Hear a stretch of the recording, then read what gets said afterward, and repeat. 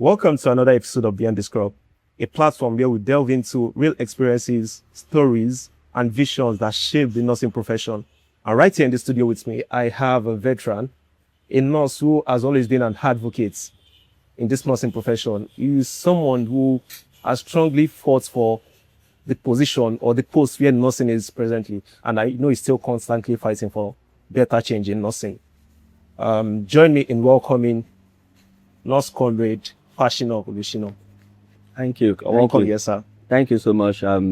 It's good to be here. Beyond the Scrub is not a conventional nursing environment, and this is another way in which we are reaching out and letting our voice heard through the globe.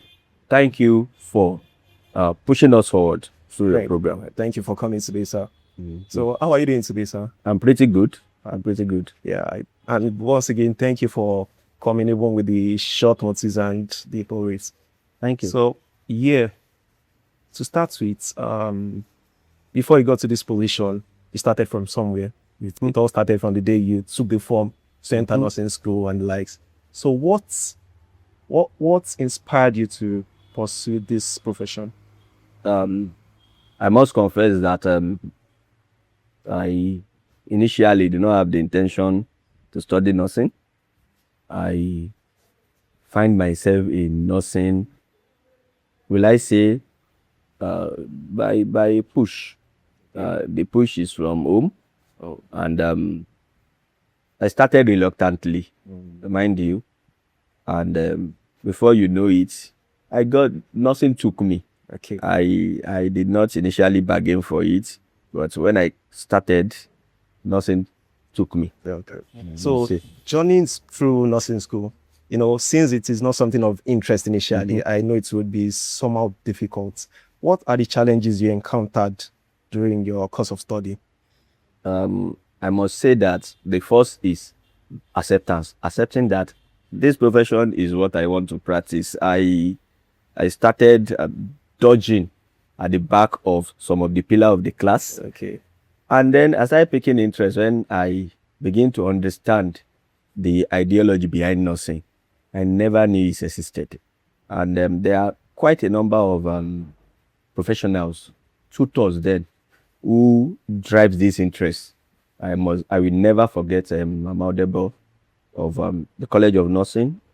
She really was on me. And within 6 months, I see that this is the way to go.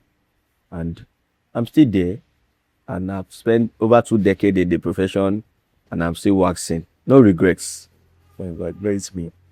So now, having gone through nursing school and the challenges, the problems that you encountered, what is one thing you would like to tell young nurses coming out there, like something inspiring to keep them pushing and keep them sailing through the school? Believe me, nursing is what it's. Nursing is for the populace. Nursing is for you. Nursing is for the community. Nursing is for the entire society. So being a nurse is being all-encompassing. You cover everywhere. Nurses are polyvalent, and so we need to be more dynamic. Study, yes, but we need to also look at other areas. Being an advocate, go into politics. These are the gaps that we have as of today, and the new generation should face it, and we will get there. Definitely. So now, looking back to your younger self, when you started the nursing profession, not nursing school this time around, what advice would you have given yourself? Let's say you can give yourself an advice starting the profession, something you felt, had it been you knew earlier, it would have made the journey way more smoother. Believe me, the education explosion in nursing started pretty late, and we have to run to catch up with it. And so it will have been that we start early so that we'll be able to raise the bar for the coming generation. However, we are pushing it, we are moving it. Quite a number of us are moving. I want the explosion to continue, and we will have done that if we have this number of institutions, we have many nurses, but there are fewer institutions then. Now we have more institutions, and so tapping into that is what we should have done, and we are doing it now. We want to encourage the younger ones to not wait, just keep moving. Okay. So when you started the profession, was there at any point where you felt like leaving the profession, that it is not worth it, then just quit? Have you ever had it in mind? Well, I started think pretty bad because I had wanted to leave ab initio, right? But believe me, because I started that, the interest came, I will start pushing it. I had wanted to divert to some calling even after I started. And why is that? And well, I would have been doing law, and but I discovered that that didn't stop nursing, and nursing itself is an ingredient in all other profession. There's an aspect of nursing in all other profession, and that I saw make me stay, and I'm still there now, and I will not leave. Okay, I haven't worked on wards. I know you've had gained experiences over the years. Okay, what is your most emotional moment? Wow. That's a big one, right? Nursing is an humanitarian duty, and so you have many moments. But you know, being into accident and emergencies, I've seen quite a number of patients, those who survive, those who manage to die. But the one that shocked me the most, and the one that I keep in heart till today, is seeing a colleague who has been saving life now dying because the help did not come quickly. It's quite painful, and that continues to linger in my mind. And I must say, Do you think that has to do with the system? Since you said the help didn't come in quickly, is it about the system or the government or? obviously, the healthcare structure in Nigeria is still underdeveloped. We are still moving towards making the health system better, and so there are quite a number of gaps. The response time sometimes is not of international standard, and we will just hope that the government, the decision maker, will join us with the advocates to bridge this gap and give our people the care that they deserve. Yeah. And do you think we as nurses are we doing enough with the healthcare system? In Nigeria, nurses are doing more than enough. The only bane to the contribution of nurses has always been lack of meritocracy, where those who have the knowledge, those who have the competence, the capacity, are due backward. They are not given the opportunity to actually take charge of the system. Believe me, if nurses are in charge of the healthcare provision in Nigeria, we are going to move faster. All right, thank you very much. You're welcome. So now, what arose your interest into nursing politics? So nursing politics for me has been part of me. Initially, I see nurses as people who concentrate on the ideals of nursing. Ideals of nursing is to save life, to prevent death, and to prevent illnesses. That's what the ideals are. And nurses concentrate on this.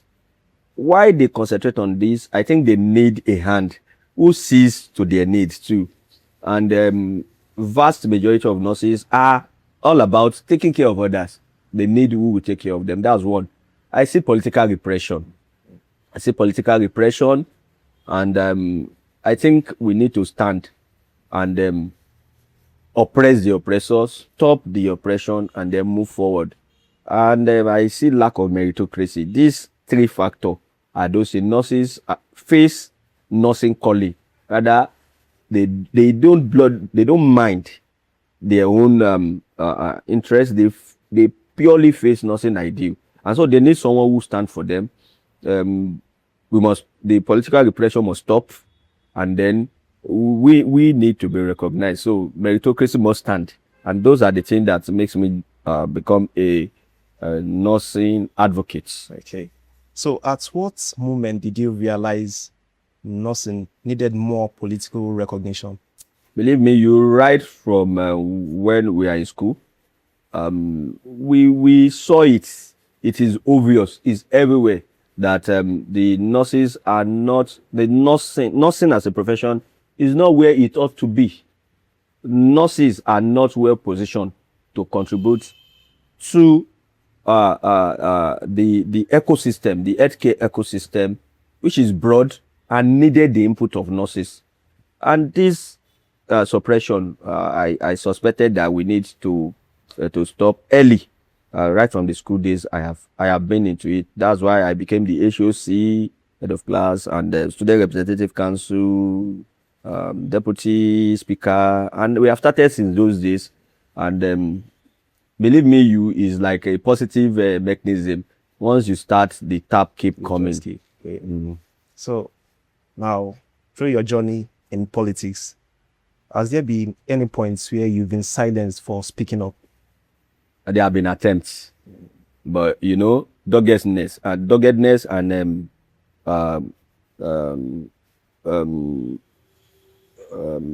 the purpose-driven activism have not stopped me. Of course, there have been attempts. There are times they'll say, "Just shut up." I've been threatened with my promotions. I've been threatened with all of that. Even this is coming from the intra-professional, from our profession itself, and from extra-profession, from other allied who work with us. But I've never been suppressed. Why? Because I have what is driving me, and I think that he who takes the lead must be a leader, and that is what has been driving me over the years. Okay. So what's one political truth about nursing in Nigeria that most nurses know nothing about? We need to be there. If you are not there when decisions are being taken about you, then nobody will represent you like yourself. And the nurse must know this reality. The reality of living is such that your representation does matter. Anyway, if you are not represented, then they will take decision for you. They will carry it behind you. So they used to say. Okay. So what criticism about your advocacy hurts you the most? It's certain. The nursing profession is female dominated, and you can understand the sentiments. You are doing all you can, using all your without to push, and then they feel you are there for personal gains. Yes. And that will always be. We are getting used to it all the same. All right. So if you weren't a nursing leader presently, or if you're not in politics in nursing, what would you do to advocate for nurses? Believe me, I will be a community advocate. We'll go to the people that we are really, really, really taking care of and let them know what nursing is, why they need nursing, and why they need to support nurses. I remember there is a particular team that we use during one of our nurses week where we say, take care of nurses, nursing the carers, right? So nurses themselves need the community community acceptance and for them to understand the ideal of the profession. There are some misconceptions that we need to change. There are some myths, and that's all what we need to do. And we'll go to the community. I'll be a nursing advocate in the community. Okay, talking about misconception, what is one misconception you think people, the public at large, have regarding nurses?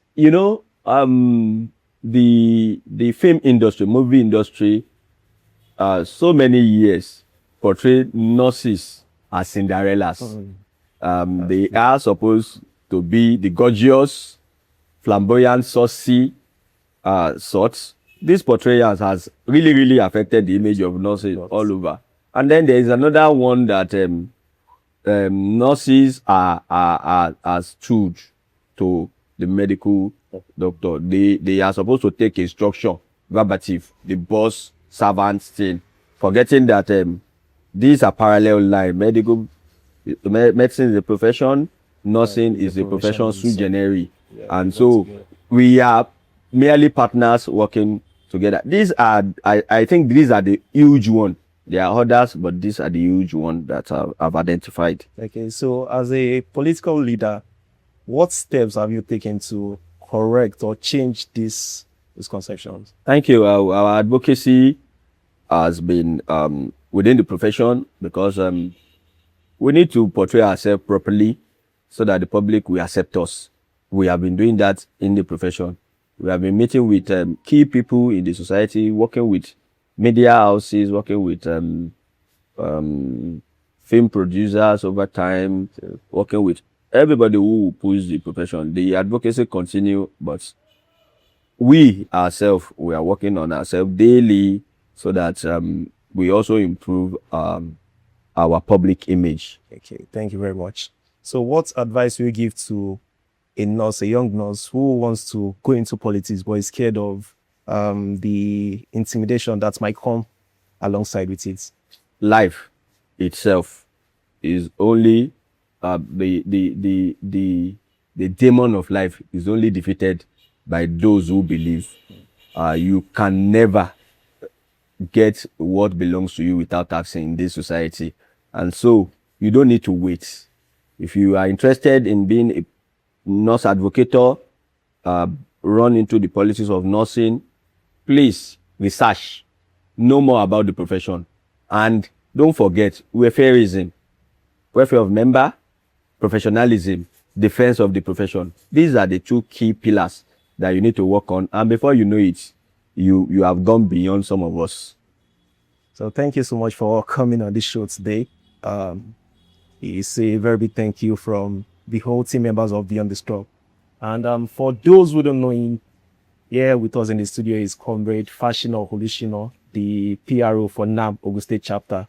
Thank you once again. God bless you. And don't forget to like, follow, and subscribe our YouTube channel. God bless. See you next time.